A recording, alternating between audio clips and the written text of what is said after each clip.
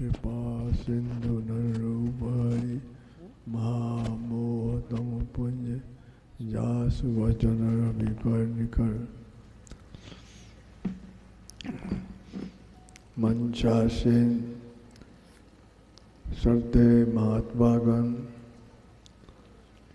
मंच पर विराजित सभी सज्जन वृंद, महासौभाग्य पदाधिकारी महोदयगण तथा सत्संग में शहीद हुए सज्जन वृंद, आदरणीय माताओं एवं बहनों, मैं आप लोगों को विदित कराना चाहता हूँ कि मैं स्वस्थ हालत में नहीं हूँ। वर्षों तक बिस्तरा पर रहने के कारण पलथी मार करके बैठ भी नहीं पाता हूँ। ये लाचारी देखते हैं।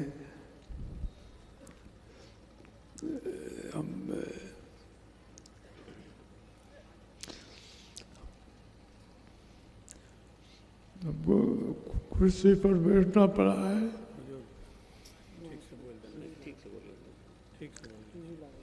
चुप नहीं तो सबको एक तरह के आसन पर बैठते।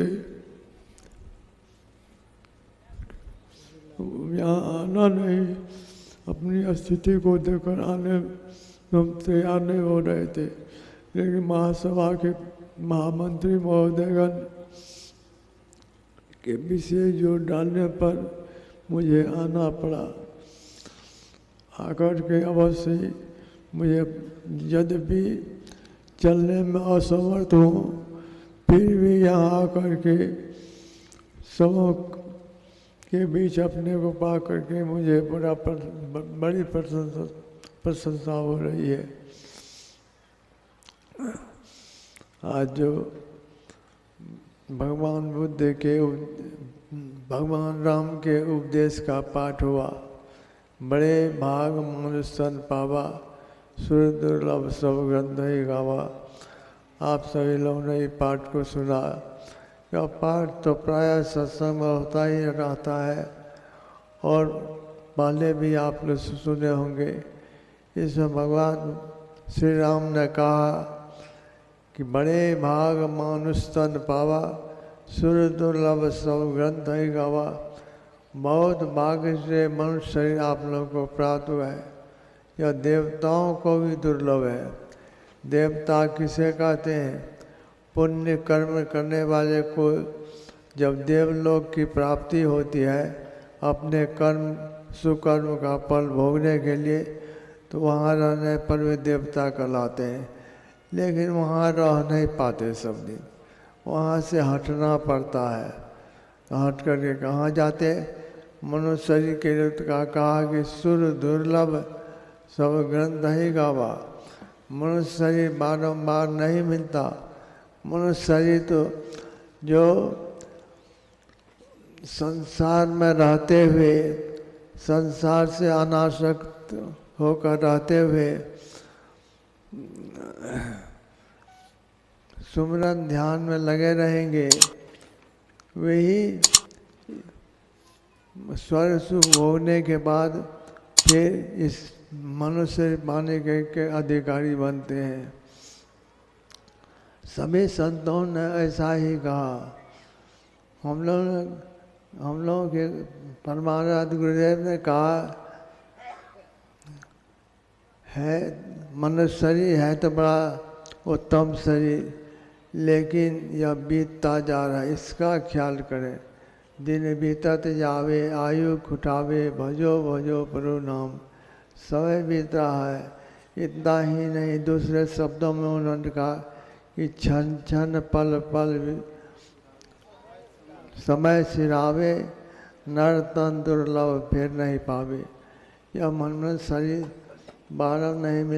बारंबार सबको नहीं मिल पाता। हमें मिलता रहे, इसके लिए है कि दो काम, सत्संग नित और ध्यान नित रहिए, कर संलग्न हो, यह नहीं छूटे और सत्संग होता रहे सब दिन, क्योंकि सत्संग से प्रेरणा होती है, ध्यान करने की प्रेरणा होती है, इसलिए सत्संग नित्य कहा। और ध्यान नित्य, पहले तो अवश्य ध्यान नहीं होता, ध्यानाभ्यास लोग करते हैं। इस अभ्यास को करते करते फिर ध्यान भी होने लगेगा। इसलिए दोनों काम को नियमितता के साथ करते रहें। और एक बात और है कि अपनी रहनी को संभाल करके जो रहेंगे वही इस काम को नियम पूर्वक करते रहेंगे। रहनी या मतलब पाप कर्म से बच करके रहें। झूठ, चोरी, नशा, हिंसा और व्यभिचार, इन 5 पापों से हम अपने को अलग रखें और तब ध्यानाभ्यास करते रहें। भले ही अनेक तरह के घर के कामों को करना पड़ता है लोगों को, लेकिन उसको करते हुए भी आप मनुष्य शरीर बारंबार पाते जाएंगे और तब भजन होता रहेगा। तीन अवस्था हम लोग जो हैं 3 अवस्था में रहते हैं। या अभी जागृत अवस्था में हैं, सो जाते हैं तो स्वप्न देखते हैं, और जब अचेत होकर के रहते हैं तो वो स्वप्न आती सुषुप्ति अवस्था है। गोस्वामी तुलसीमत दास जी महाराज ने कहा कि 3 अवस्थाओं में रह करके भजन लोग ठीक से नहीं कर पाते। उन्होंने कहा कि तीनों अवस्था से अपने को ऊपर उठा लो, अर्थात जागृत में रह करके भी प्रयास करो, लेकिन वह ध्यानाभ्यास होगा, भजन नहीं होगा, ध्यान नहीं होगा, ध्यानाभ्यास होगा। तो लेकिन करना है 3 अवस्था, तजहु भजहु भगवंत, मन कर्म वचन गोचर, व्यापक व्यापक शरण अनंत। 3 अवस्था, जागृत, स्वप्न और सुषुप्ति, तीनों अवस्था को पार करें। सब कोई अपनी स्थिति को जानते हैं कि पहले पल मन भागता है। जब तक हम लोग निज की हालत में रहते हैं तब तक मन संसार सुख की ओर दौड़ता है। संत लोग कहते हैं कि सुख को तुम ठीक नहीं जानते हो कि अपने अंदर में कैसा सुख है। संत राधा स्वामी ने कहा, हे मनवा तुम तजा के संगी, सदा के संगी, त्यागो जगत की आस। उन्हें संसार सुख की आशा को छोड़ो और अपने अंदर में मिलने वाला सुख जो तुमको प्राप्त होने लगेगा तो फिर इस सुख की ओर मन नहीं भागेगा, तो वो अपनी ओर खींच लेगा। अंतर अजब विलास, वो अपने अंदर में है, बाहर में नहीं। बाहर संसार में वह सुख मिलने का नहीं है। बाहर संसार में जो मिलता है उस सुख को हम इंद्रियों के द्वारा जान पाते हैं, लेकिन अंदर जो अलग अंतर अजब विलास जो कहा, यह अंतर अजब विलास ध्यान करते करते जब 3 अवस्था को टप जाएंगे, जागृत, स्वप्न और सुषुप्ति, तब 4थी अवस्था में आने पर अपने अंदर का सुख मिलेगा। जब अंदर का सुख मिलने लग जाएगा तब यह सुख एकदम फीका हो जाएगा। जिस सुख की ओर अभी ललचते हैं वह सुख फीका हो जाएगा। इसलिए संतों ने कहा कि जैसे बने तैसे करो कमाई, धर चरण विश्वास। जैसे हो उस सुख को प्राप्त करने के लिए प्राप्त करो। हम लोगों का बड़ा सौभाग्य है कि हम लोगों के परमाराध्य गुरुदेव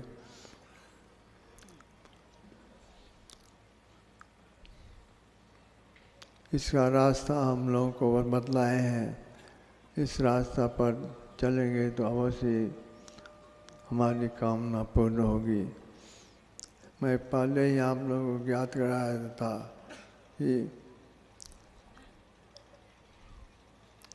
शरीर में कंपन होता रहता है, बोलने में असुविधा होती है, मुंह सूखने लगता है, बोल नहीं पाता हूँ। इसलिए मैंने पहले ही महासभा के महामंत्री महोदय से कहा कि मैं जा कर के क्या करूँगा। हम तो अधिकतर जब बैठ भी नहीं पाते हैं तो वहाँ हम कहेंगे क्या। इसलिए मेरी इस अयोग्यता को आप लोग क्षमा करें। मैं आप सभी लोगों को का अभिवादन करता हूँ और आप लोगों की मंगल कामना करता हूँ। बोलिए श्री सद्गुरु महाराज की जय।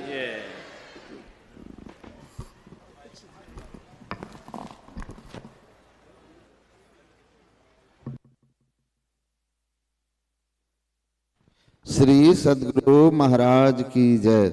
सज्जनों, हम लोगों के बीच अपनी अस्वस्थता के बावजूद यहाँ पधार कर आशीर्वचन देने की महती कृपा कर रहे थे अखिल भारतीय संत मत सत्संग महासभा के माननीय पूजनीय परम पूज्य वर्तमान आचार्य महर्षि हरिनंदन परमहंस जी महाराज।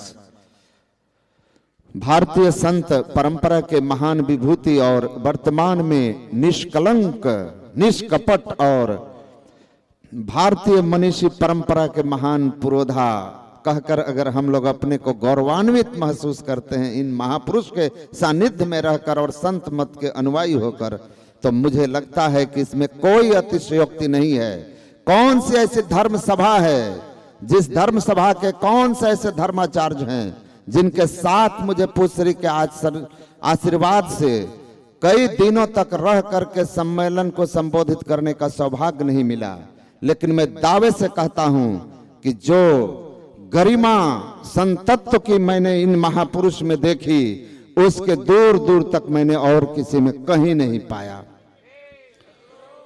इसलिए यह सौभाग्य है कि सद्गुरु महाराज के महान परंपरा के महान मनीषी उनके सानिध्य में हम लोग रह करके संत मत के दुर्लभ ज्ञान को सुन रहे थे। वह दुर्लभ ज्ञान जिस ज्ञान को जब स्वामी विवेकानंद जी महाराज ने अमेरिका में सुनाया तो अमेरिका वासियों को लगा कि अरे जिस भारत को हम मूर्ति पूजक कहते थे वो भारत दुनिया का धर्म गुरु है। वो यही ज्ञान था, वो यही ज्ञान था।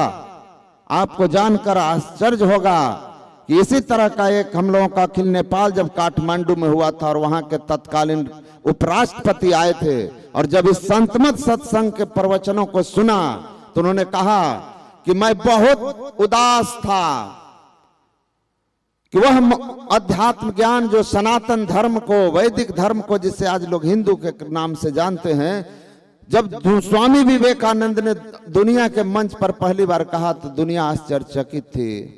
उस विभूति, उस ज्ञान को आज सुनाने वाला कोई नहीं है। आज केवल बाह्य आडंबर में लोग हैं, केवल गीत गाना और एक तरह का आध्यात्मिक, जैसे एक क्लब होते हैं शहरों में, वैसे एक धार्मिक क्लब का रूप ले लिया है। नाचो गाओ तालियां बजाओ, लेकिन वो साधना जिसको अंतर करते हुए और भारत का मनीषी अहम ब्रह्मास्मि की घोषणा करता है, वो तो कहीं सुनता ही नहीं था। लेकिन वहां के आयोजकों को उन्होंने कहा कि मैं आज आपके मंच पर, सदगुरु महर्षि में ही परमहंस जी के इस मंच पर, संतमत के मंच पर आकर, अखिल भारतीय के मंच पर आकर बहुत शांति और आनंद से लौट रहा हूं कि वह महान ज्ञान को सुनाने वाले आज दर्जनों ऐसे विभूति हैं महर्षि में ही के परंपरा में लाल हैं, और उस ज्ञान के सुनने वाले संत मंत के उनके लाखों अनुयायी हैं। वो आज भी भारत को धर्मगुरु के पद पर पहुंचाने वाला वो दिव्य अध्यात्म आज भी जीवित है। हम उस दिव्य अध्यात्म ज्ञान के महान आचार्य के महान सानिध्य में हम लोग हैं। सज्जनों,